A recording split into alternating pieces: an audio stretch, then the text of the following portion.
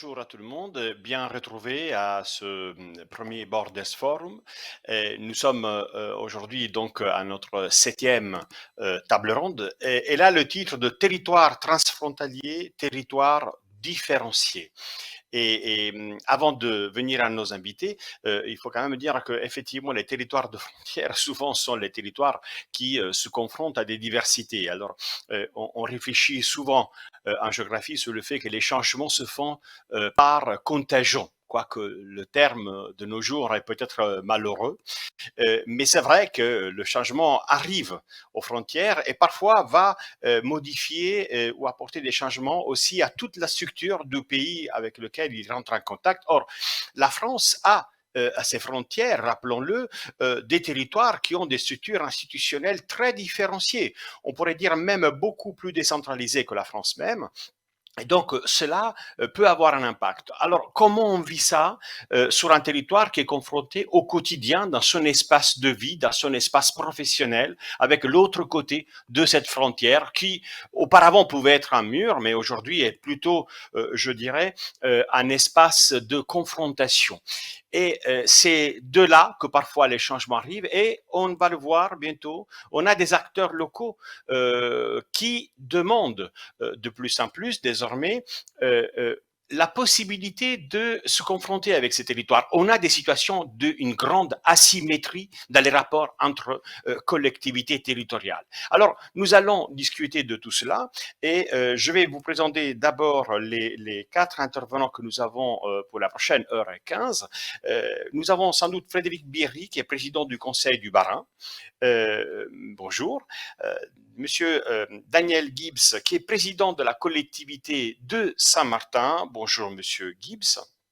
Nous avons Christophe Aran, qui est député de Moselle, entre autres, puisqu'il est là aussi pour le CCT et pour cette assemblée franco-allemande de laquelle j'espère qu'il va nous parler un peu. Et j'ai le plaisir d'avoir aussi une consoeur, une collègue, qui est Fabienne Leloup, qui est professeure à l'Université catholique de Louvain.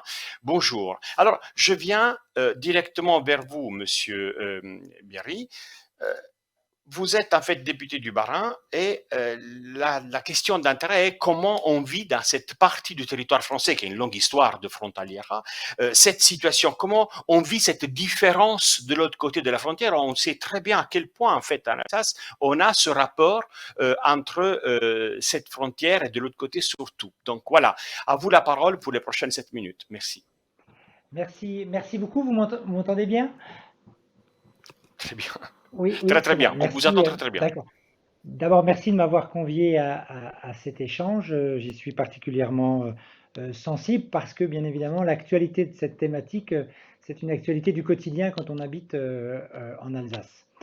Le transfrontalier, c'est dans notre ADN. C'est de longue date le périmètre alsacien qui va toucher du coup le territoire allemand et le territoire suisse. C'est ce qu'on appelle l'espace rhénan, c'est 6 millions à peu près d'habitants. C'est l'espace de la vie quotidienne de nos concitoyens avec à peu près 60 000 frontaliers qui passent tous les jours les frontières pour aller travailler, notamment de part et d'autre des frontières. Donc, depuis de nombreuses années, mes prédécesseurs ont travaillé avec les élus locaux de part et d'autre de la frontière pour créer du lien, pour faciliter les mobilités fluviales, pour routières, cyclistes, travailler aussi sur bien évidemment les enjeux de l'apprentissage de la langue du voisin, donc avec un déploiement du bilinguisme très important. On est partenaire sur l'économie. Moi, je suis dans le département du Bas-Rhin et aujourd'hui, dans la technologie Region de Karlsruhe, donc on a de longue date aussi créé et développé des eurodistricts qui sont un outil de lien sur le territoire. Donc, la prise de conscience des enjeux, du potentiel du transfrontalier, c'est quelque chose qui est ancré de longue date sur notre territoire et qui se développe d'année en année. On travaille même, par exemple, mon homologue président de l'Orthono-Kreis, Frank Scherer, travaillons régulièrement ensemble, y compris sur des sujets de société, comme la protection de l'enfance, où on a fait des outils communs quand il s'agit de couples, par exemple, qui se retrouvent avec une situation de protection de l'enfance. L'un des parents est allemand, l'autre est français. Comment on aborde ces questions-là, qui sont des questions de société majeures. Donc, prise de conscience, elle est réelle, manifeste sur tous les champs. On pensait que tout était un peu immuable et au contraire, on était dans une logique où on voulait aller plus loin parce que au-delà des facilités qu'on apporte dans la vie quotidienne des habitants transfrontaliers, il y avait cet enjeu aussi pour nous de créer une véritable communauté de destin. L'espace rhénan, l'humanisme rhénan, c'est quelque chose auquel nous sommes particulièrement attachés, qui nous rassemble, qui nous fédère de part et d'autre du Rhin. Et donc nous travaillons sur ces questions-là, au-delà des facilités, c'est comment on construit des choses en commun. Par exemple, nous sommes aujourd'hui sur 2 projets qui sont essentiels à mes yeux. On travaille sur la mise en réseau des châteaux forts, les châteaux forts rhénans. On parle toujours des châteaux de la Loire, des châteaux cathares côté français. Notre objectif, c'est qu'à terme, on parle encore plus fortement des châteaux rhénans qui rassemblent ces territoires de part et d'autre de la frontière. On a un autre enjeu aussi de développer les politiques de santé.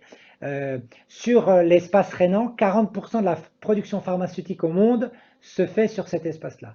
Donc comment transformer la vallée rhénane en Silicon Valley de la santé, de la nature, c'est aussi des ambitions que nous pouvons avoir.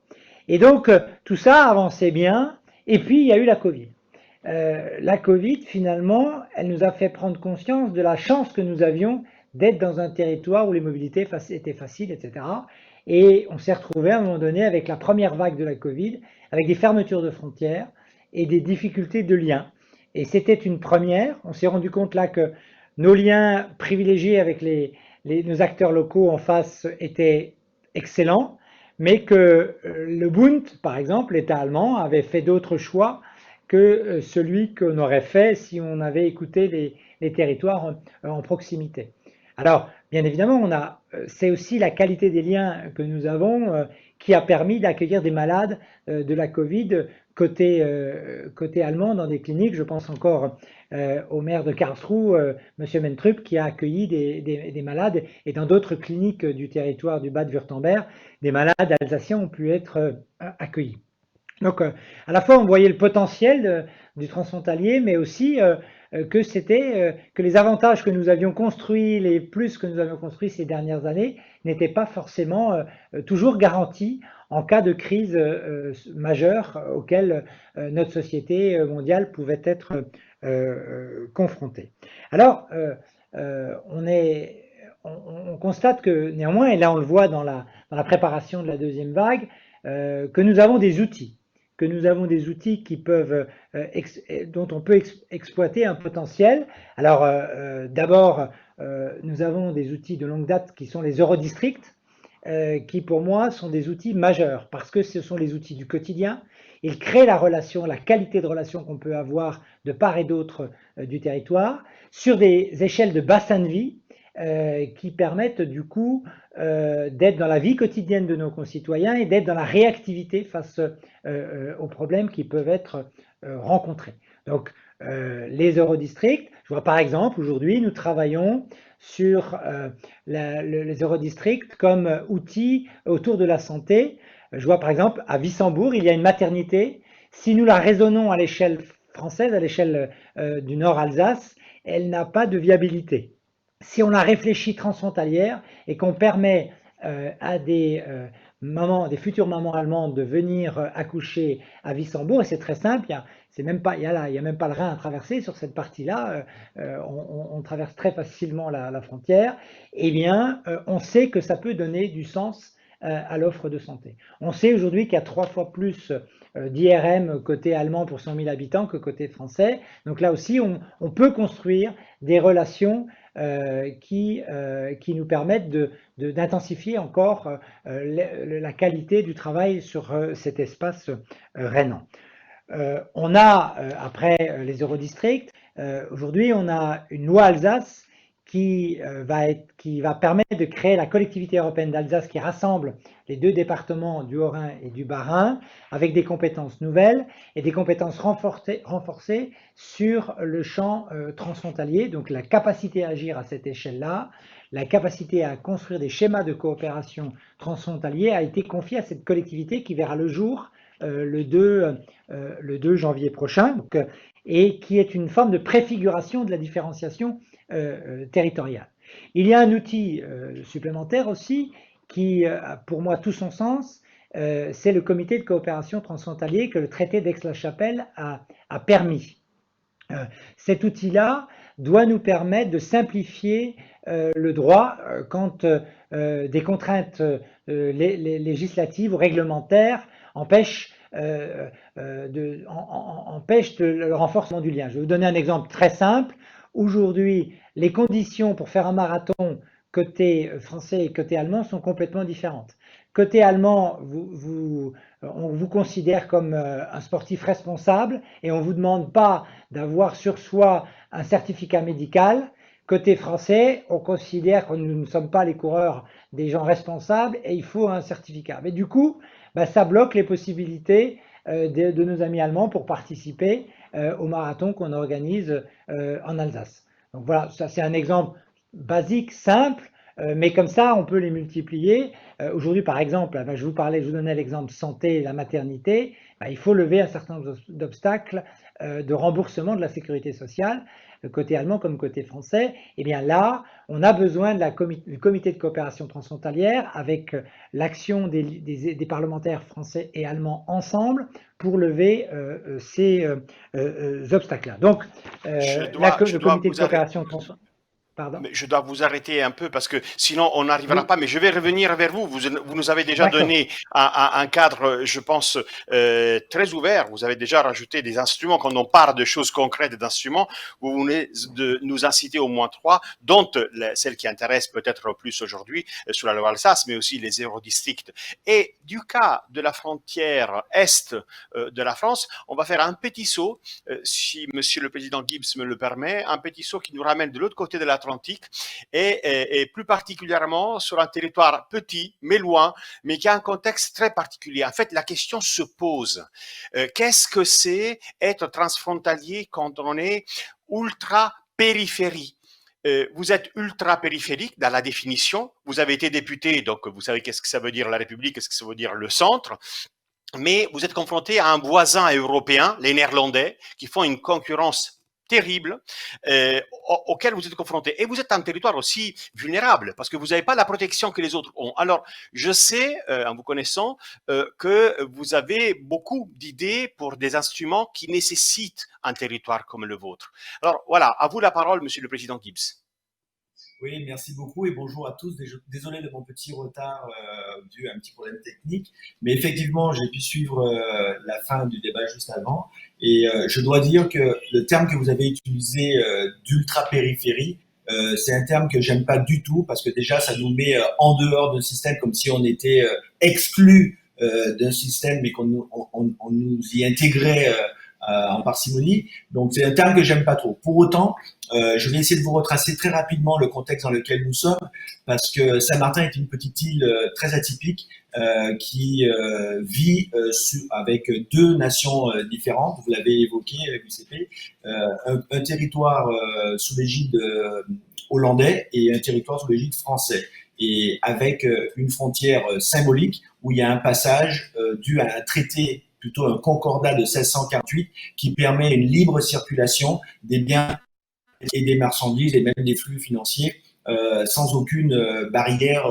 frontalière. Mais pour autant, avec deux systèmes différents, puisqu'il y en a un qui est intégré dans l'Europe, c'est la partie française, qui est région ultra-périphérique, le terme que je n'aime pas, mais qui est région ultra-périphérique, et l'autre qui est un pays et territoire d'outre-mer. Donc théoriquement, on a tous les avantages et tous les inconvénients, puisqu'on a un territoire qui peut venir chez l'autre, alors même qu'il n'est pas régi sous la même entité institutionnelle. Donc vous voyez, quand vous parlez de concurrence déloyale, elle est là, puisque les règlements européens, tout ce qui est protecteur, ne nous protège pas en fait. On en bénéficie, mais ça ne nous protège pas, puisque le voisin, avec moins de contraintes, peut venir concurrencer le côté français. Alors pour la petite histoire, Saint-Martin, et pourquoi est atypique? Parce que depuis 1648, nous sommes l'Europe avant l'Europe. Nous fonctionnons avec un système européen tout en ayant un pays. et territoire outre-mer qui n'est pas européen. Donc, comme je vous disais, on a la complexité dans l'avantage dans la complexité. Donc, un terrain à titre expérimental, Saint-Martin se positionne clairement à ce niveau. Aussi, je dois vous indiquer que tout au long de notre fonctionnement, ce n'est que à l'avènement de la collectivité, puisqu'il était urgent que Saint-Martin change d'habit institutionnel. Nous étions un département d'outre-mer intégré dans la Guadeloupe, un autre territoire qui est à 45 minutes de vol d'oiseau, à quelques centaines de kilomètres, et donc on était inclus commune de la Guadeloupe, qui elle était département de la France. Donc ce qui fait que les relations institutionnelles, les relations administratives, les relations tout court étaient très compliquées parce qu'on avait la double, voire la triple sanction d'être détaché de la France, rattaché à la Guadeloupe et avec ce côté transfrontalier en plus qui venait se gréver. Donc on a tous les ingrédients d'un terrain véritablement expérimental. Saint-Martin a pu fonctionner jusqu'en 2007 comme ça. En 2007, nous avons changé de système institutionnel, nous avons eu plus d'autonomie puisque nous sommes régis maintenant par l'article 74 de la Constitution, et ce qui nous permet d'avoir des compétences dans tous les domaines, sauf les droits régaliens, sauf l'environnement, et jusqu'en 2012, les règles d'urbanisme et la compétence logement, ce qui est le cas aujourd'hui depuis 2012. Donc vous voyez, on s'est rechargé en termes d'autonomie pour permettre d'ajuster nos politiques par rapport à nos voisins, car nous vivons tout cela sur le territoire, et lorsqu'on est hors sol, c'est un peu plus compliqué à gérer. Donc, ayant dit ça, ça a pu résoudre un certain nombre de problématiques puisque nous avons pu fonctionner en ayant des leviers, mais l'État membre, l'État-nation, qui est la France, a maintenu son leadership en termes de coopération. Alors même si nous sommes compétents de notre côté sur certaines matières, lorsqu'il s'agit de coopération, lorsqu'il s'agit de relations internationales, l'État reprend tout de même la main. Donc qu'est-ce que nous avons fait pour améliorer ce fonctionnement ? J'ai pensé depuis les années 2010, même un petit peu avant, j'ai dit qu'il nous faut une structure, puisque nous ne pouvons pas dire que nous allons appliquer une réglementation stricto sensu européenne, puisque nous sommes européens, avec un territoire qui peut venir chez nous, mais qui n'est pas, lui, européen et qui n'est pas soumis aux mêmes contraintes. Donc, à un moment donné, il faut, pour un bon fonctionnement, harmoniser tout ce carcan. Et j'ai pensé au United Congress. J'ai dit que avec X pays et territoires peuvent fonctionner en autarcie, nous, avec 2 territoires, on peut faire la même chose, et d'ailleurs, on est précurseur, comme je vous l'ai dit, depuis 1648. Il faut juste légaliser ça et institutionnaliser ça. Et ça a été quoi? Ça a été le United Congress que j'ai lancé. J'ai fait faire une étude par la MOT, qui est l'institution juridique qui nous a permis de présenter un document à nos homologues hollandais, que nous allons essayer d'entériner, bien évidemment, courant de cette année, mais surtout pour le 11 mars 2021, puisque c'est la date anniversaire du Concordat de 1648. Et cela va nous permettre quoi? Cela va nous permettre de gérer les relations entre le côté hollandais et le côté français sur des politiques communes de coopération, que ce soit en matière de tourisme. Notre territoire vit à 95% de tourisme, que ce soit côté français comme côté hollandais. Sur le réseau routier, on n'a qu'une seule route qui fait le tour de l'île, donc il va falloir penser à un dédoublement de ce réseau routier. Sur l'électricité et sur l'eau, autant côté français au niveau électricité, on est au top. Pour autant, côté eau, on est tous les deux sur des principes de dessalement qui nous coûtent très cher et qui font qu'on doit étudier un concept pour que le côté hollandais et le côté français puissent mutualiser leurs efforts financiers et techniques sur ce type d'infrastructure qui nous permettra d'avoir une meilleure collaboration, mais d'avoir une meilleure efficacité sur un petit territoire de 75 km². Donc le United Congress, c'est quoi? Très succinctement, le United Congress, c'est d'abord les 2 exécutifs qui vont siéger, comme à Bruxelles, l'Union européenne, ils vont siéger les 7 exécutifs du côté hollandais, les 7 exécutifs du côté français au sein de cette entité, et nous allons prendre des décisions qui vont être sanctionnées par des délibérations qui permettra, en cas d'instabilité politique, de sceller des décisions qui permettront aux autres politiques qui viendront de continuer sur une logique, je dirais, administrative et politique tout au long du cursus. C'est-à-dire que quand on prendra une décision, pour la défaire, il faudra revenir au Congrès pour la défaire, ce qui va complexifier la chose, puisque aujourd'hui, les seuls échanges et les seuls accords que nous ayons sont basés sur des Memorandum of Understanding, des MOU.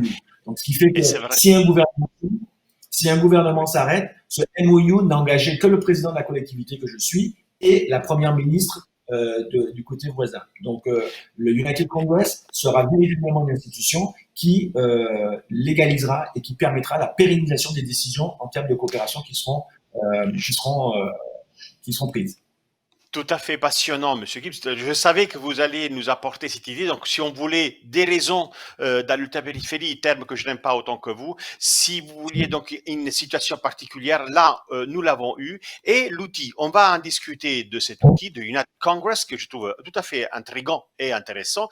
Mais on passe la parole maintenant à Monsieur Christophe Aron, Monsieur le député, bonjour, député de Moselle, mais surtout membre aussi du CCT et de l'Assemblée franco-allemande. Alors, vous, le transfrontaliera, c'est votre quotidien de vie que vous portez avec vous quand vous êtes à Paris. Donc, après avoir entendu Monsieur Bierry et Monsieur Gibbs, donc qu'est-ce que cela vous pousse à dire? Voilà, c'est à vous la parole aussi pour 7 minutes, s'il vous plaît.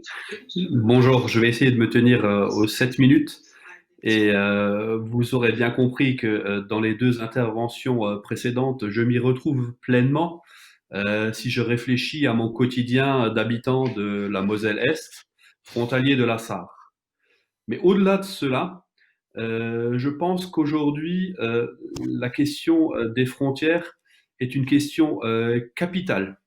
Et il ne faut pas se limiter à voir cela à notre niveau. C'est une question capitale pour moi dans la construction européenne. Le constat était simple au début de mon mandat, c'était que quotidiennement, la présence d'une frontière constituait des obstacles à la vie quotidienne des citoyens, ce que M. Gibbs et M. Bierry ont très très bien décrit. À partir de ce moment-là, il était de mon devoir, en tant que fervent défenseur d'une Europe répondant totalement à sa devise, unie dans la diversité, de lever ces obstacles. Imaginez juste un instant, vous partez, vous faites campagne pour une idée européenne et on vous explique que le fait de la proximité d'un voisin, d'un autre pays, constitue des problèmes dans la vie quotidienne, des irritants du quotidien. À partir de ce moment-là, avec quelques collègues, 3 collègues français et 3 collègues allemands, nous avons abouti à une résolution parlementaire qui elle-même a abouti à un groupe de travail de 9 députés français, 9 députés allemands. Ce groupe de travail que j'ai eu l'honneur de présider a abouti en ne serait-ce qu'un an à participer à la rédaction du traité d'Aix-la-Chapelle qui, pour la première fois, a un chapitre entier consacré aux transfrontaliers, qui a des émanations qui ont rôle à travailler sur le transfrontalier, notamment le comité de coopération transfrontalière, et qui ont abouti à une assemblée parlementaire franco-allemande. Pourquoi cela? Pour passer le cap de l'Europe qui a été construite autour de la mise en commun de ressources, le charbon et l'acier, pour éviter de faire la guerre, à une Europe qui aujourd'hui répond aux aspirations profondes de ses citoyens qui vivent dans les zones tampons. J'aime bien appeler les zones frontières les zones tampons. C'est des endroits où des règlements nationaux ou des transpositions de règlements ou de directives européennes se tamponnent parce qu'on ne s'est pas concerté au préalable sur l'impact dans le quotidien des citoyens. Et c'est cela, aujourd'hui, une des missions du comité de coopération transfrontalière, bien au-delà de simplement essayer de faire de la convergence législative, de trouver quel est le niveau pertinent aujourd'hui au niveau de la coopération transfrontalière pour régler les problèmes. Dans ce comité de coopération transfrontalière, nous y reviendrons, sont représentés tous les échelons, si vous voulez, des exécutifs. Depuis les exécutifs communaux intercommunaux par les GECT, jusqu'aux exécutifs départementaux ou des lenders ou des régions, mais aussi des législateurs et aussi des ministres. Le ministre des Affaires étrangères, le ministère des Affaires étrangères et l'Intérieur. Et à cette construction qui ressemble, pour ma part, à une échelle où, à l'intérieur d'un même pays, on peut discuter entre les différentes strates, mais aussi entre les différents pays, on discute sur les strates, on trouve le niveau pertinent pour résoudre des problèmes. Tous les problèmes n'ont pas à passer par le législateur. Les premiers résultats, nous les avons. Lorsque vous analysez la crise du Covid et lorsque vous analysez le premier confinement et le second confinement, le premier confinement, l'Allemagne a fermé de manière unilatérale, sans concertation, ses frontières. Ce coup-ci, l'Allemagne ne ferme pas ses frontières, mais au-delà, l'Allemagne concerte avec la France les décisions qu'elle prend. Si vous regardez, la chancelière Merkel prend ses décisions, annonce ses décisions 1 heure avant le président Macron. Sur le fond, les décisions se ressemblent énormément. Sur la forme, les Allemands font des déclarations orales, les Français font des déclarations écrites. Les frontières, les zones frontières, et je m'arrêterai là pour être le plus bref possible, sont aujourd'hui des bassins de vie cohérents. Et à l'intérieur d'un bassin de vie cohérent, les ressources, qu'elles soient économiques, qu'elles soient en termes de culture ou qu'elles soient sanitaires, doivent être utilisées ensemble. Ensemble. Et la preuve, nous l'avons par ce que nous vivons aujourd'hui. La Moselle transfère des patients vers la Sarre, bien que la Moselle ne soit pas dans une situation sanitaire dégradée comme au printemps. Et en contrepartie, la Sarre va transférer des patients post-Covid en rééducation fonctionnelle en France. Ce qui va être extrêmement important dans la suite et dans ce qui nous attend en France, c'est la loi 4D qui aujourd'hui n'a pas encore de chapitre particulier pour les frontières, mais je m'impliquerai pleinement pour que la loi 4D ait un chapitre entier dédié à la situation des frontières, de toutes les frontières, et pas seulement de la frontière franco-allemande, mais de toutes les frontières, parce que lorsque nous trouvons sur la frontière franco-allemande des solutions astucieuses, elles sont transposables sur l'ensemble des frontières françaises et sur l'ensemble des frontières européennes. Je vous remercie. Merci beaucoup, monsieur le député. Effectivement, là aussi, il y a pas mal d'informations tout à fait passionnantes. Donc, je retiens la zone de frontière, la zone tampon, le fait d'imaginer déjà une loi 4D et effectivement, le bassin de vie frontière, la frontière non pas comme une limite, mais comme un vrai bassin de vie à soi. Merci beaucoup. Je passe la parole avec grand plaisir à madame Fabienne Leloup, qui est professeure, comme je l'ai dit, à l'Université catholique du Louvain. Alors, vous êtes spécialiste sur les thématiques de gouvernance et aussi et particulièrement peut-être des zones de frontières.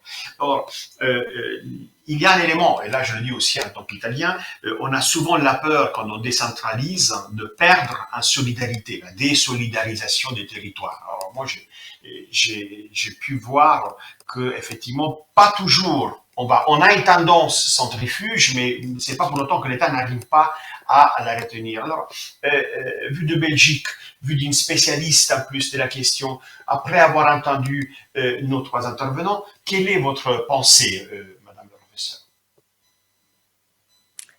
Merci. Alors, peut-être pour réorganiser un petit peu mon point de vue, je vais prendre plusieurs temps. Je donnerai moins d'exemples, évidemment, vécus que mes prédécesseurs, mais je voudrais peut-être repenser, repositionner en fait la question que vous venez de poser, en s'interrogeant d'abord, évidemment, sur cette centralisation dont on parle par rapport au modèle français, mais qui n'est pas que liée au modèle français. Ensuite, vers cette coopération régionale, vers cet effet de contagion et comment la frontière peut être une ressource par rapport à de nouveaux systèmes, une nouvelle façon d'administrer et de gérer.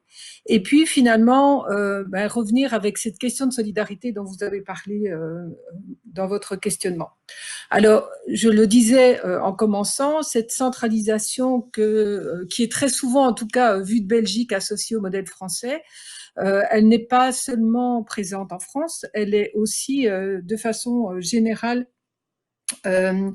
On la retrouve dans la façon de gérer en Europe un certain nombre de questions avec une recentralisation vers certains pôles et une standardisation aussi des décisions.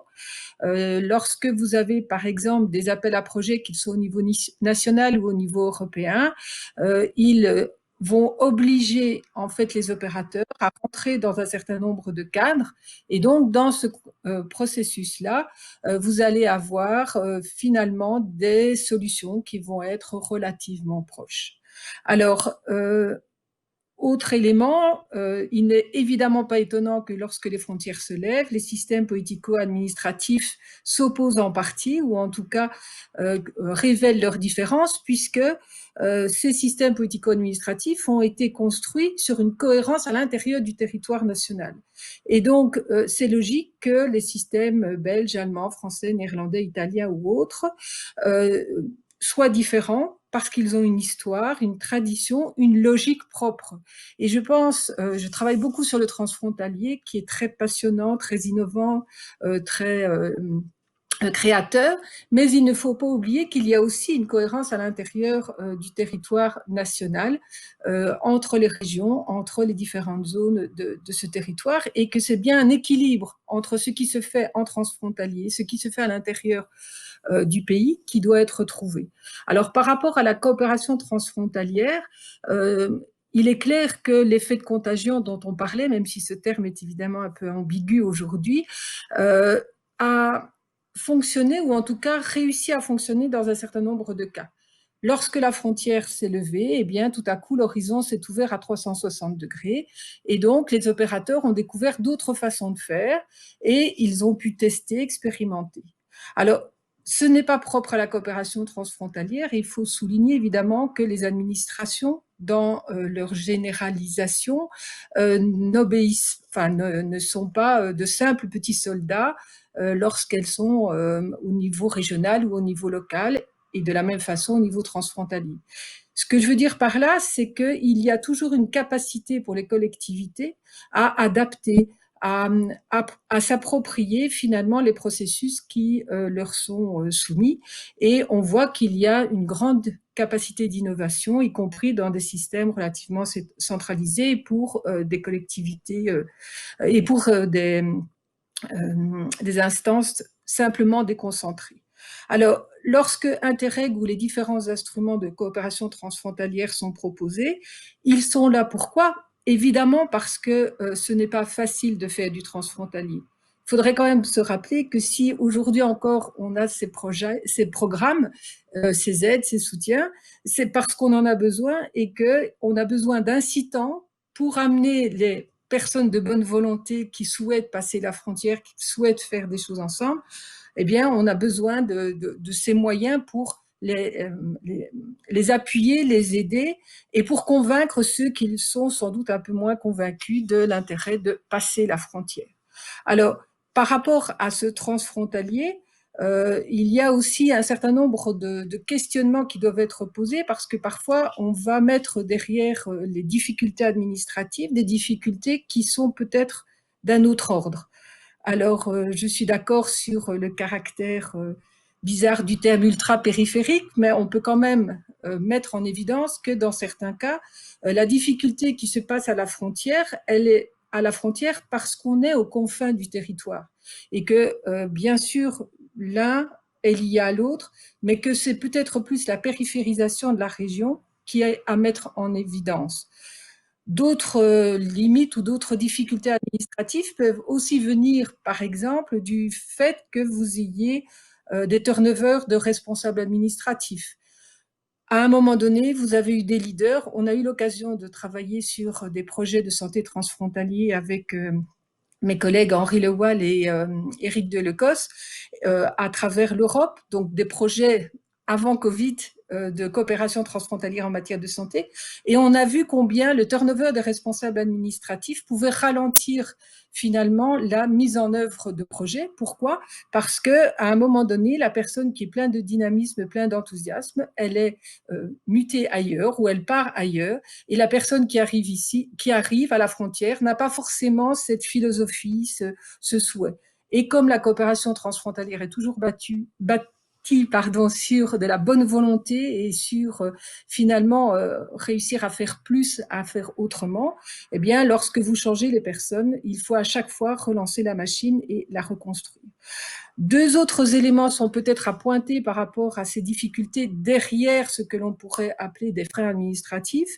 Il y a une crainte de peut-être de relents régionalistes et ce qui va être accepté à la frontière franco-allemande ne reviendra-t-il pas avec un effet boomerang en Bretagne ou dans d'autres régions françaises? Évidemment, en tant que Belge, je n'oserais pas me prononcer, mais on peut imaginer que ce sont des éléments qui peuvent intervenir. Et puis, il y avait un autre point de vue qui était le fameux combat entre on pourrait dire les régionalistes et les souverainistes au sein de l'Union européenne, mais le ministre-président Rudy Demotte nous a dit hier que ce débat était clos, donc je vais évidemment suivre mon ministre-président. Alors pour terminer, peut-être juste souligner que vous l'avez dit en introduction, on va opposer en fait la différenciation et la solidarité.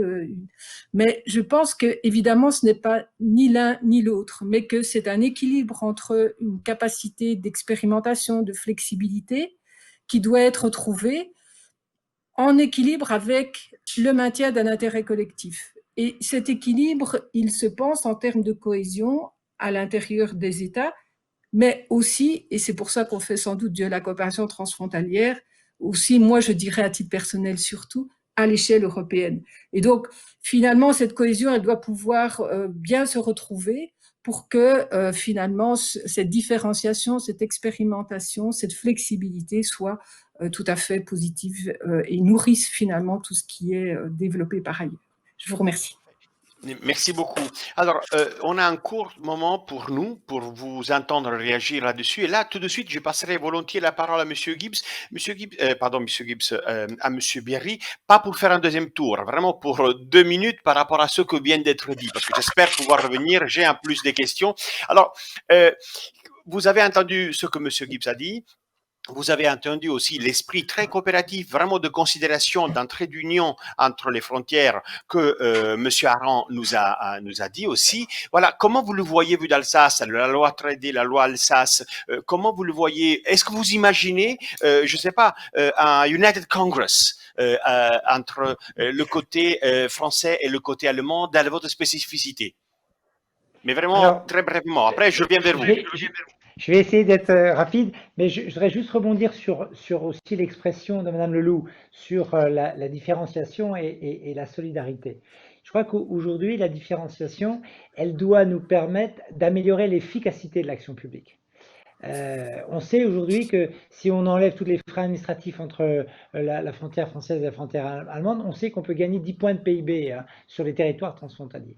Eh bien, cette richesse produite, cette amélioration de l'efficacité de l'action publique, elle doit profiter aux autres territoires aussi, et du coup avoir un impact plus large sur l'ensemble du territoire. Donc je pense qu'on a dépassé une forme de régionalisme.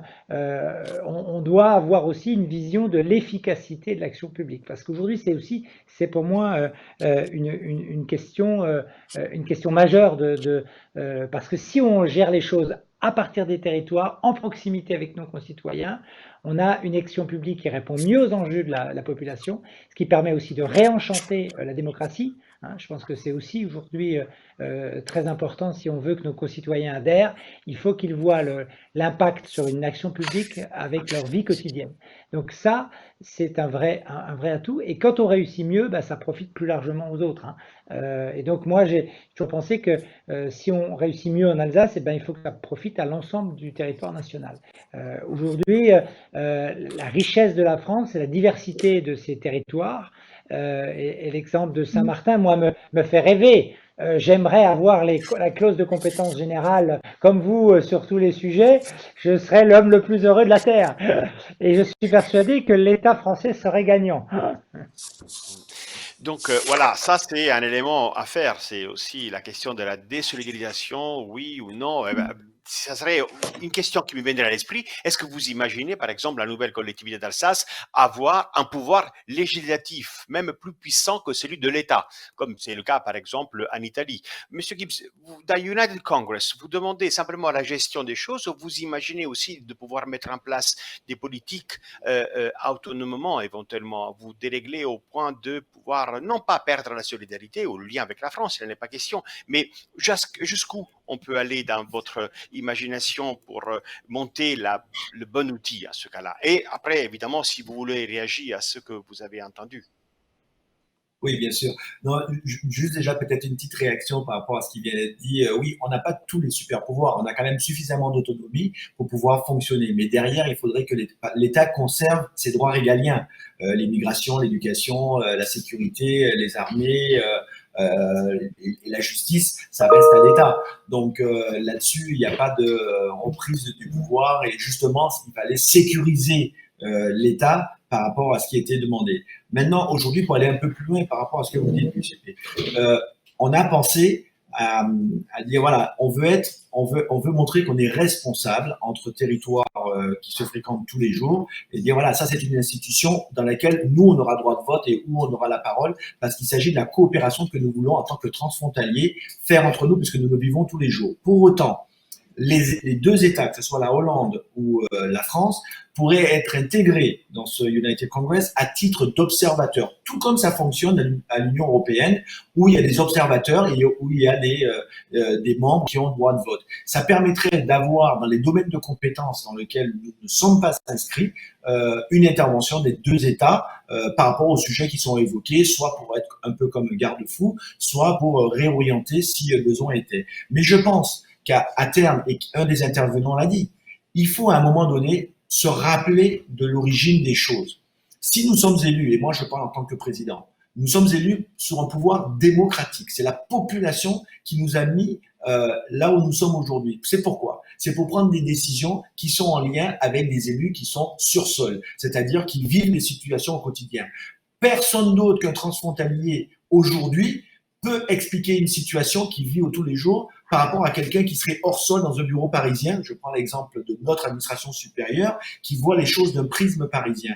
Ça fausse ces politiques parce que les vrais échanges, elles sont chez nous. Et quand moi je suis à 8000 km de la France, quand je suis sur un territoire qui est partagé par deux nations, un qui est européen, l'autre qui est hors Europe, avec une frontière symbolique où il y a des échanges et des croisements des deux côtés, vous imaginez la complexité et c'est pas une administration parisienne qui pourra aujourd'hui, même avec un État détaché par une préfecture déléguée, permettre sur un agent qui va arriver, un préfet qui va arriver 3 ans et qui va repartir, et un autre qui va arriver qui va devoir se refamiliariser. Ce sont les élus locaux qui doivent avoir la légitimité. Et il faut remettre le débat de ces élus au centre des discussions parce que on peut faire des erreurs, certes, mais dans la légitimité de l'action politique, de l'action coopérative transfrontalière, c'est nous qui sommes au cœur du débat. Et pour rassurer les États membres, parce qu'il faut toujours rassurer les États membres, il faut ces deux institutions qui soient là à titre un peu d'observateurs, de grands frères, pour parfois remettre le côté de la légalité des choses. Car les États font, en tous les cas, chez nous, un contrôle de légalité, mais parfois ils empiètent sur le contrôle d'opportunité. Et cette interférence fait que ce que disait Madame Fabienne Leloup, je crois, qui expliquait que à un moment donné, lorsque nous avons un croisement de compétences, il faut toujours aller vers celui qui a le plus de légitimité, le plus de concret sur le terrain par rapport à son fonctionnement. Donc voilà, on a un peu pensé à tout. On a été à titre expérimental depuis 1748. On veut le continuer avec la complexité du débat que nous avons ici. Et je pense qu'il faudrait même, je crois, avoir une conférence en présentiel sur notre territoire pour bien vivre cette situation qui est très atypique à Saint-Martin. Et vous savez, on en parle pour Saint-Martin et Sint-Maarten, qui sont deux frontières, on est des frontaliers terrestres, mais nous avons Saint-Barthélemy, qui est la petite île sœur française qui est juste à côté, à 15 minutes de vol d'avion, mais qui est séparée par la mer, donc c'est du transfrontalier maritime. Nous avons Anguille, qui est britannique, et donc nous, on subit en plus de ça le Brexit. Nous sommes le seul territoire ultramarin qui sommes confrontés au Brexit avec une île qui a quelques kilomètres, 15 minutes en bateau, mais nous allons le vivre de plein fouet parce que Anguille ne doit son existence que par un passage sur Saint-Martin. Donc nous avons une situation tripartite, je dirais même quadripartite transfrontalière, deux maritimes, Saint-Barthélemy PTOM, Anguilla PTOM, et ensuite Saint-Martin, avec Saint-Martin et Sinte-Martine qui sont des transfrontaliers terrestres. Donc vous voyez, on cumule la totalité d'un schéma suffisamment complexe, mais qui, ô combien, pourrait être géré et on peut le prouver. Monsieur le député Arend, il est clair que le président Gibbs nous dresse un tableau assez spécifique, assez particulier, mais il a parlé justement aussi d'un préfet qui débarquait pour 3 ans. C'est clair. Est-ce qu'on pourrait imaginer en France un préfet à l'italienne, c'est-à-dire qui s'occupe que de la protection civile, mais où le président de région ne le rencontre même pas? Ce serait toujours le préfet à se déplacer chez le président de région. Est-ce qu'on peut imaginer ça? C'est-à-dire, en allant dans votre sillage de dire coopérative maximale, beaucoup de rôles du côté local, parce qu'on parle beaucoup de local, mais qu'est-ce que ça veut dire dans le concret si après on doit toujours passer par tout un schéma de demande, de permission, etc.?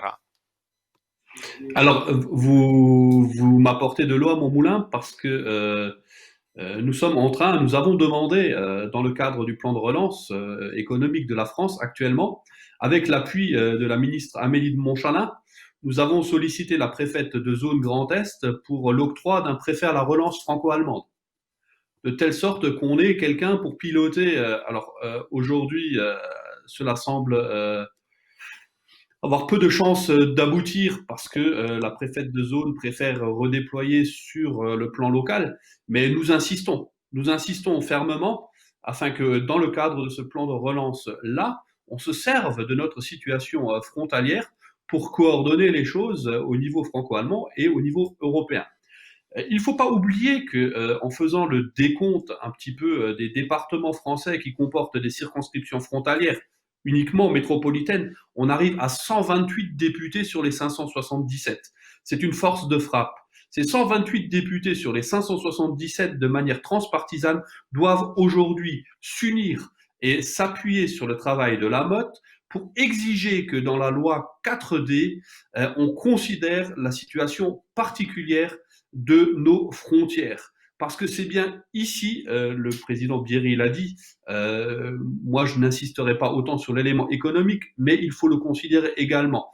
Si sur nos frontières, nous arrivons à déconcentrer, à décentraliser, à différencier, à décomplexifier les choses, c'est dans l'intérêt de tous nos États, c'est dans l'intérêt de tous nos citoyens, c'est dans l'intérêt de l'Europe. Et je travaillerai à unir ces 128 députés, comme cela a déjà été le cas lorsque nous avons demandé dans la prolongation de l'état d'urgence que les préfets actuellement qui peuvent prendre des dispositions particulières en concertant les autorités sanitaires le fassent également en concertant les autorités transfrontalières, les structures transfrontalières lorsqu'elles existent. Monsieur Gibbs, Monsieur le Président, je vous en prie. Je remercie Monsieur le député de cette déclaration. Je veux juste comprendre, on est sous la loi 3D ou 4D? Parce que moi, j'ai l'impression qu'on nous a rajouté un D. Oui, il s'agit de la loi 3D, mais le Premier ministre a demandé à ce qu'on rajoute la décomplexification qui est le 4e D. Voilà. Ok, alors justement là-dessus, moi je suis très, très content d'avoir entendu ce que je viens d'entendre. Vous avez un cas encore atypique et un cas d'expérimentation sur un petit territoire qui s'appelle Saint-Martin. Sauf, monsieur le député, nous ne sommes pas audibles, on ne nous écoute pas. Nous avons des solutions à un certain nombre de problèmes, ne serait-ce que sur le territoire national, mais aussi sur le reste de la communauté européenne.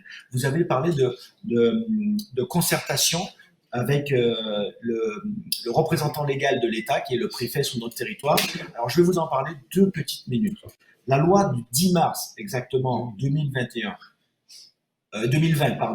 a donné plus de compétences au préfet, et vous l'avez souligné, dans le cadre des mesures sanitaires Covid-19. Plus exactement, la tête de gondole, c'est l'ARS, et en parallèle, le préfet ou la préfète de région prend les arrêtés nécessaires pour l'application en concertation avec les pouvoirs locaux. Sauf, monsieur le député, et vous le savez tout aussi bien que moi, les problèmes interviennent lorsque nous interprétons justement cette concertation. Alors, vous savez à quoi elle se limite, la concertation chez moi? La concertation, elle se limite à s'asseoir autour d'une table, à nous apporter l'information et à nous dire ensuite comment les choses vont s'appliquer. Nous sommes écoutés, mais pas entendus. La relation, et c'est là la complexité de nos institutions, la relation entre l'État local, enfin le gouvernement local que je représente et la représentation nationale, la plupart du temps, elle est fixée par rapport à l'humain, par rapport, pas à la fonction, mais par rapport aux relations humaines. Si vous avez une bonne relation avec votre préfet ou votre préfète, les choses peuvent bien fonctionner. Mais si vous n'avez pas cette bonne relation, les choses peuvent vite tourner au cauchemar et on impose une politique qui n'est pas celle du territoire voulu. Donc je vous rejoins, monsieur le député. Effectivement, dans le principe, c'est quelque chose qui est tout à fait normal de donner des compétences aux représentants de l'État. Soit disant passant, le représentant de l'État sur nos territoires n'est là que pour contrôler la légalité des délibérations qui sont sorties, c'est-à-dire à nous dire si notre délibération elle est légale ou pas. Qu'est-ce qui empêche, comme disait Madame Leloup, de donner la compétence aux gouvernements locaux sur la politique, qu'elle soit économique, qu'elle soit sociale, qu'elle soit éducative, parce qu'encore une fois, nous vivons, en anglais on dit « we are living on the seat ». We are living in the kitchen. We are in the heat and we are feeling it. So, donc, je traduis rapidement, c'est nous, on vit dans la cuisine, on ressent la chaleur des choses. C'est à nous que la population vient faire part de tous les problèmes. Les transporteurs qui sont côté hollandais, qui traversent la frontière et qui viennent livrer de la marchandise qui, soi-disant passant, sont normes européennes ou pas. On considère que on franchit une frontière qui est symbolique avec des marchandises qui ne sont pas répertoriées européens, mais qui peuvent être vendues d'un côté et qu'on amène du côté français. Comment on fait pour régler cette situation? Alors, jusqu'à présent, on nous a dit que c'est un statu quo, c'est une tolérance, mais on ne peut pas vivre avec des tolérances. On doit vivre avec des certitudes. Et les problèmes transfrontaliers que vous pouvez avoir sur le territoire national européen ne sont pas les mêmes que nous vivons ici. Parce qu'encore une fois, vous avez une frontière réelle entre les pays qui ne sont pas européens et les pays qui sont européens. Donc voilà ma complexité avec des pouvoirs qui sont concentrés auprès de l'État et pas suffisamment auprès des représentants locaux. Alors, il est tout à fait intéressant de vous entendre, mais j'ai à ce moment-là plus que jamais envie d'entendre Madame la professeure Leloup. Qu'est-ce que, en tant qu'observatrice et chercheuse, cette discussion où il me semble il manquerait que l'État, fondamentalement, parce que la demande des trois intervenants est claire. Je dirais même, fort heureusement, il n'y a pas l'État ou il manque l'État, je ne sais pas. Qu'est-ce que ça vous fait réfléchir? Vraiment en 2 minutes, parce qu'après, j'ai quand même une série de questions que je voudrais vous poser. Je vous en prie. Ok, ben, peut-être simplement, je pense que les différents exemples d'hier, d'aujourd'hui encore plus peut-être, montrent en fait que dès que l'on fait du transfrontalier, on est obligé de bricoler, d'inventer, de créer quelque chose de neuf. Et que donc, on ne peut pas s'appuyer simplement sur ce qui préexiste. Cette diversification, en fait, elle va entraîner, mais on parle, on pourrait presque dire un gros mot, de gouvernance transfrontalière. Et derrière ce mot, c'est un mot intéressant, mais qui ne veut pas dire suppression du gouvernement. Ça veut dire qu'on va devoir faire autrement, avec notamment des autorités publiques, traditionnelles, mais aussi avec d'autres mécanismes.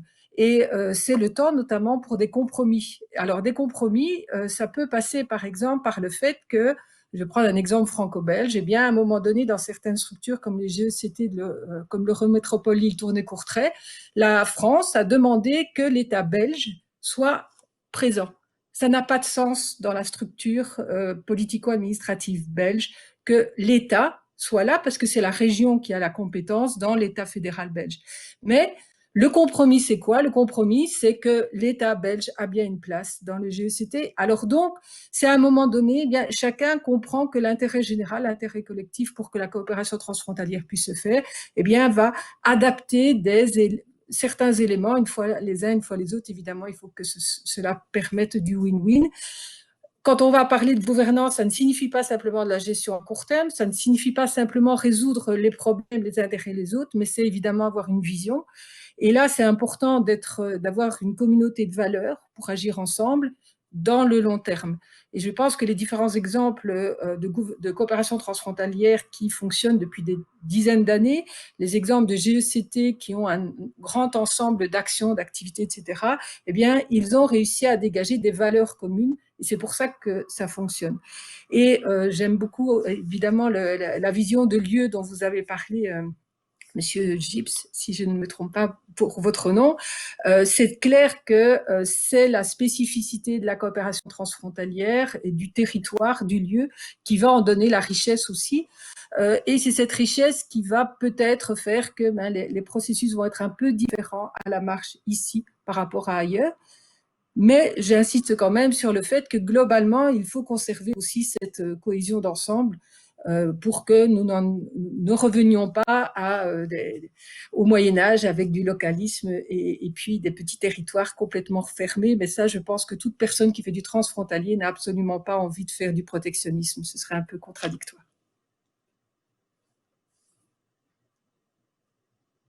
J'ai des questions du public. Si vous dites ça en 30 secondes, je suis heureux.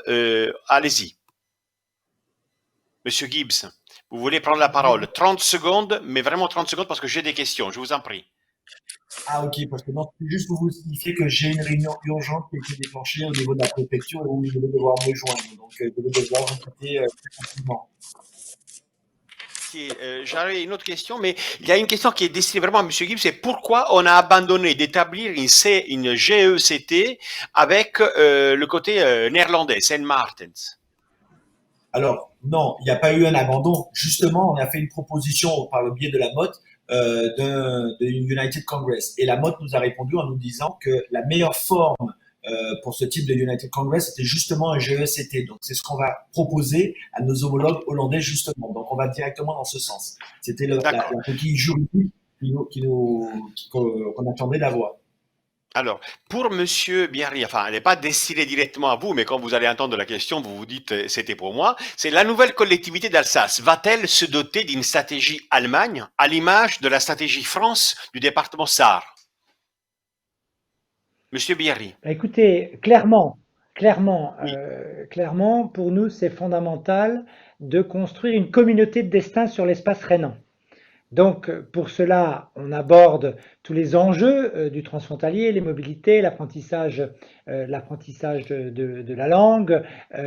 On a une université aujourd'hui trinationale CORE. Donc, on a aujourd'hui beaucoup d'outils autour de cette nécessité de co-construire une démarche partagée. Mais au-delà de ça, si vous voulez, c'est une communauté de destin qu'on est en train de construire sur l'espace rhénan, qui s'appuie aussi sur le rôle de Strasbourg, capitale européenne, parce que le transfrontalier peut incarner ce que doit être l'Europe demain. Si dans le transfrontalier on ne montre pas le potentiel de l'Europe, je ne vois pas comment nos concitoyens à l'échelle européenne pourraient adhérer à l'Europe. Donc on a cet enjeu-là, si vous voulez, il est multiple, il est à la fois, on construit un destin commun. Vous imaginez quand même, l'Alsace a été le combat séculaire entre l'Allemagne et la France. Aujourd'hui, tout le monde, et aussi bien côté allemand que côté français, reconnaît que l'Alsace est français. Enfin, moi, je suis très attaché à mon pays, à ma nation française. Mais pour autant, je me sens alsacien et je me sens français et je me sens européen rhénan. Et donc, on a, nous, cette nécessité à travers des outils, de porter une stratégie à l'échelle rhénane. Mais en partant du bottom-up. C'est en partant des réalités de chaque bassin de vie. À partir de là, on construit quelque chose qui a du sens. Et la sphère publique, si on veut qu'elle fonctionne, elle doit se construire à partir des bassins de vie et de la réalité. Et on évoquait les places de l'État. C'est vrai que quand on a un super préfet, moi j'ai une super préfète en ce moment, je veux qu'elle reste à vie. Par contre, j'en ai connu qui étaient des véritables catastrophes, qui ne faisaient que du contrôle d'opportunité et de légalité, et avec qui c'était impossible de travailler, et j'aurais bien aimé qu'ils partent au bout de 2 mois. Donc, on a cet enjeu-là de travail. La déconcentration, la déconcentration, je pense que le 4D peut être un outil majeur. La déconcentration, si les préfets ont réellement des capacités à agir en écoute du territoire. La décentralisation, si les collectivités ont une réelle autonomie fiscale et de compétences à agir. Et puis la décomplexification, mais déjà le terme en soi m'inquiète, mais parce qu'il est compliqué lui-même, mais effectivement c'est absolument indispensable. Et la différenciation, parce que la réalité, notamment nos réalités transfrontalières, sont très différentes des réalités d'autres départements sur le territoire national. Et donc, en partant des spécificités de chaque territoire, on peut construire une politique publique qui serve la nation tout entière et qui soit plus efficace. Monsieur Gibbs, vous pouvez rester, vous devez partir? Vraiment partir parce on m'attend à la préfecture. Et c'est moi, je D'accord, suis co-président de d'accord. la réunion qui va à la Ok, préfecture. ok, ok, pas de souci. Bon, merci pour votre intervention. J'ai par contre encore des questions pour nos autres invités. Il y a une question, je vous en prie. Au revoir, Monsieur Gibbs. Je disais, il y en a certaines qui se disent, qu'est-ce que vous attendez? Ça, Monsieur Aron, je viens vers vous, Monsieur le député. Qu'est-ce qu'on s'attend sur de la loi 3D pour votre territoire? Mais quelqu'un a rajouté aussi, est-ce que quand cette loi 3D devient 4D, ne va pas donner encore plus de pouvoir au préfet? C'est-à-dire la question, est-ce que c'est pas ce que vous craignez peut-être qu'il se produise? Et qu'est-ce que vous espérez pour votre loi, pour la loi 3D sur le territoire qui est le vôtre? Alors, paradoxalement, je trouve que le préfet n'a pas assez de pouvoir, pour ma part. Monsieur Gibbs en a fait référence, notamment aujourd'hui, le préfet, sur les questions sanitaires, c'est plutôt les ARS qui décident. Moi, il m'est arrivé fréquemment, tout en étant profession médicale, d'entendre durant la première période de crise, écoutez, là, c'est les ARS qui vont se prononcer.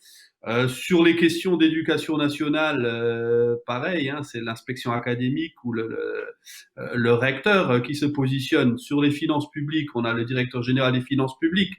On attend quand même d'un préfet qu'il puisse agir en tenant compte des particularités de son territoire. Aujourd'hui, par exemple, un préfet de Moselle, il ne peut pas agir sans prendre en compte le Luxembourg et l'Allemagne, parce que on a des flux quotidiens depuis dans cet espace. Et je vais même rajouter la Belgique, parce que mon terrain de jeu, à moi, ça s'appelle la grande région. Et on rêve d'avoir à la tête de cette grande région quelqu'un qui a une vision d'ensemble de cette situation et qui puisse prendre des décisions qui ne sont pas séparationnistes, qui ne sont pas de nature à démanteler ni la Belgique, ni l'Allemagne, ni la France, mais qui vont bien être dans le sens d'une construction européenne au sein d'un bassin de vie cohérent, où on le voit bien dans cette crise sanitaire, les questions de santé demandent à être concertées au plus près de la réalité du voisin. Je reviens encore une fois, excusez-moi, sur cette histoire où aujourd'hui la Moselle peut envoyer des patients en réanimation en SAR pour affronter le pic qui nous arrive dans les 10 jours. Et derrière, l'Allemagne, qui ne dispose pas des capacités suffisantes de rééducation fonctionnelle post-Covid, les enverra vers la Moselle. Donc, pour moi, le préfet, il a un rôle clé, mais il faut qu'il soit bien conscient que lorsqu'il arrive dans un territoire comme le nôtre, comme les territoires frontaliers, il y a des particularités. Et c'est pour ça que nous voulions que l'on rentre dans ce cadre de cette loi d'urgence, la concertation avec les autorités transfrontalières quand elles existent. Malheureusement, Matignon n'a pas accepté, mais nous allons continuer ce combat-là.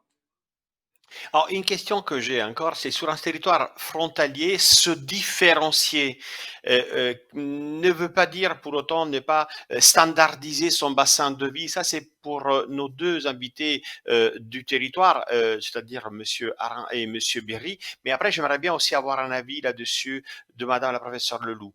Monsieur Berry, à vous. Est-ce que c'est se standardiser à cheval de la frontière? C'est quand même un territoire assez particulier, hein. On s'interroge toujours. Avoir affaire avec une frontière, mais devenir quelque chose d'ensemble avec l'autre. Oui, c'est le problème de la différenciation, en fait. C'est comment, jusqu'où jusqu'où on peut avoir une part d'autonomie réglementaire. Et ça, effectivement, le territoire national français n'a pas a de difficulté avec cette souplesse. Donc là, je pense que ce qui va être un plus pour nous, c'est le projet de loi organique, parce il y a deux projets de loi. Il y a un projet de loi 4D. Et il y a un projet de loi organique qui fait que les expérimentations qu'on peut faire sur des territoires ne sont pas obligées, au bout de leur expérience, de se généraliser à l'ensemble du territoire national. Et c'est pour cette raison que moi je suis attaché à la différenciation, c'est qu'on puisse tenir compte des réalités des territoires et du coup avoir dans la, je pense qu'il faudrait qu'on soit plus large dans la loi française, moins précis dans la loi et qu'on laisse au volet réglementaire, organisationnel à la fois pour le préfet mais aussi pour les collectivités, la capacité d'avoir plus de souplesse. L'esprit de la loi, on va toujours y être favorable dans 9 cas sur 10. C'est parfois la façon dont elle doit être mise en œuvre sur un territoire qui doit être variable selon les réalités, les spécificités de chaque territoire. Donc, je pense que cette loi qui n'obligera plus les expérimentations à devenir généralisation devrait nous garder un peu de souplesse. À une condition, c'est que ce ne soit pas simplement des effets d'annonce. Parce qu'aujourd'hui, le terme loi 4D nous va bien, la loi organique sur l'expérimentation, l'esprit nous va bien, il faut que ça se matérialise concrètement par des textes qui vont au bout des choses. Monsieur Arand. Alors, particulièrement sur cette question, aujourd'hui, vous savez, il faut absolument qu'on ait des indicateurs objectifs. On arrive à avoir des indicateurs objectifs pour décrire la situation d'un territoire. C'est le travail des statisticiens, c'est le travail des géographes scientifiques. Et lorsque l'on regarde ces chiffres, on arrive à définir des bassins de vie homogènes. Et là, faisons un petit peu de politique fiction, et pas tellement de la fiction que ça, puisque c'est quelque chose que j'avais abordé dans une conférence avec le président Wolfgang Schäuble, et qui depuis a fait son petit bonhomme de chemin. Imaginons juste aujourd'hui la situation d'un SMIC européen. Je pars d'un constat. Le SMIC chez moi à Forbach, le SMIC français, est le même que le SMIC parisien. Mais je ne peux pas faire autant de choses avec un SMIC à Paris qu'avec un SMIC à Forbach. Donc, c'est quelque chose d'inégalitaire. Si je définis des bassins de vie avec des indicateurs, je ne sais pas, je ne suis pas géographe, mais je parle par exemple du salaire médian. Et si je définis qu'un SMIC est 50% de ce salaire médian à l'intérieur d'un bassin de vie, aujourd'hui, le bassin de vie dans lequel je suis moi, dans lequel j'évolue, il n'est pas français, il n'est pas allemand, il est transfrontalier. Il est composé quelque part d'1 million d'âmes réparties entre la Moselle-Est et la Sarre. Et aujourd'hui, alors en France, c'est de la politique fiction parce qu'on arrive là dans des degrés de spécification, de différenciation très élevés. Mais si on raisonne à l'échelle d'une génération et où on veut arriver avec l'Europe, il va bien falloir qu'à un moment donné, on arrive à que notre devise devienne réalité, cette unie dans la diversité, et qu'on se rende compte que pour être des Européens, chacun doit avoir les mêmes chances. Et pour moi, sur la crise sanitaire, c'est la même chose. Aujourd'hui, il est extrêmement difficile de comparer parce que le scientifique qui sommeille en moi n'a pas les mêmes indicateurs de part et d'autre de la frontière. En Italie, en France, en Luxembourg, en Belgique, on n'utilise pas les mêmes indicateurs. La base même de calcul de ces indicateurs n'est pas la même et à partir de là, on ne parle pas de la même chose. Donc aujourd'hui, il faut élaborer un langage commun sur des indicateurs sanitaires, économiques, géopolitiques, et avec ces indicateurs-là, définir des bassins de vie homogène. Les Allemands n'aiment pas trop que j'utilise ce mot parce qu'en allemand, on dit Lebensraum, espace de vie, parce qu'il est connoté dans l'histoire. Il est connoté dans l'histoire, ce mot. Mais c'est exactement de ça dont on parle. On parle d'un espace de vie. Monsieur Bierry, avant de donner la parole à lui, il nous reste 3 minutes, vraiment très très rapidement. Les territoires transfrontaliers, territoires différenciés, qu'en est-il de l'apprentissage transfrontalier après la fin de l'expérience franco-allemande? Mais vraiment en 1 minute, parce que j'aimerais bien entendre la professeure Leloup. Quand vous parlez apprentissage, vous parlez des langues ou vous parlez plus largement? Oui, Je vous entends pas. qui dit, qu'en est-il de l'apprentissage transfrontalier après la fin de l'expérience franco-allemande? Donc, sur le sentiment d'appartenance au transfrontalier, c'est ça votre question? Parce que je ne comprends pas bien votre question sur l'apprentissage. Oui, et aussi, mais c'est vrai que la question de l'apprentissage transfrontalier, je pense que c'est plutôt une question de coopération, comment apprendre du transfrontalier à un travail commun, plutôt, et non pas tellement de la langue. D'accord. Donc, pour moi, c'est c'est le lien qu'on arrive à créer ensemble, qu'on a créé ensemble depuis un certain nombre d'années, qui se conforte de plus en plus sur un panel de sujets qui s'élargit. La santé aujourd'hui, ça apparaît une évidence après le Covid. On avait commencé à l'anticiper avant la Covid, mais ça, c'était des sujets qui n'étaient pas forcément travaillés de manière transfrontalière. Cet enjeu de société majeur aujourd'hui, qui est la lutte contre la Covid, nous a amené à être encore plus solidaires dans un travail d'efficacité au regard des besoins. Je pense que l'Europe, qui est souvent décriée, elle sera peut-être avec la Covid notre planche de salut. Et dans le travail transfrontalier, on a l'occasion de montrer la pertinence de l'Europe. Là, moi, je vois la collectivité Alsace aura la possibilité de mettre en place un schéma de coopération transfrontalier qui va renforcer encore le lien, parce qu'il va mettre tout le monde autour de la table à partir des réalités du terrain et avec l'ensemble des sphères publiques de part et d'autre de la frontière. Donc, je pense qu'un collectif est en train de se créer et peut-être que le Covid, pour cela, sera salutaire. Merci beaucoup. Madame Leloup, c'est à vous. J'ai vraiment Oui, 40 secondes, mais prenez-les, si je vous en prie. En 30 secondes, je pense qu'un élément qui est important, et on le voit dans la coopération franco-allemande, c'est assez clair, c'est la nécessité d'un temps long. Et ce temps long, il manque évidemment souvent dans l'action politique ou un peu moins dans l'action publique, mais quand même. Et donc, lorsqu'on parle d'expérimentation, de flexibilité, on doit aussi à un moment donné parler de stabilisation. Et donc, ça ne signifie évidemment pas standardisation, stabilisation. Stabilisation, ça veut dire qu'à un moment donné, on va se fixer des règles, on va se mettre d'accord sur, je parlais tout à l'heure de valeurs ou d'éléments, d'axes sur lesquels on a envie de fonctionner ensemble, et peut-être que pour d'autres, on ne va pas penser à la coopération transfrontalière, mais l'idée, c'est de construire un système qui va permettre de pérenniser, de stabiliser, d'avancer, et puis de se centrer sur les lieux de vie, c'est-à-dire évidemment lorsqu'on fait de la coopération transfrontalière, on la fait pour les citoyens, pour les habitants, pour ceux qui traversent la frontière, et on ne les fait pas simplement comme une construction politique ou comme quelque chose d'éloigné du terrain. Je pense que ça, c'est aussi une des grandes caractéristiques de la coopération transfrontalière, c'est que c'est avant tout du territoire, et que derrière ce mot de territoire, qui est sans doute beaucoup moins connoté que d'autres mots, on a cette différenciation, mais cette différenciation qui a du sens et qui permet de porter un projet. Ce projet n'étant pas antagoniste ou n'étant pas en opposition avec les projets portés par les autres territoires. Voilà, nous arrivons à la clôture de cette première session de cet après-midi. Donc, je remercie nos invités. Ça a été très riche et on se voit dans 15 minutes. Merci beaucoup à vous tous et je vous souhaite une bonne fin de soirée.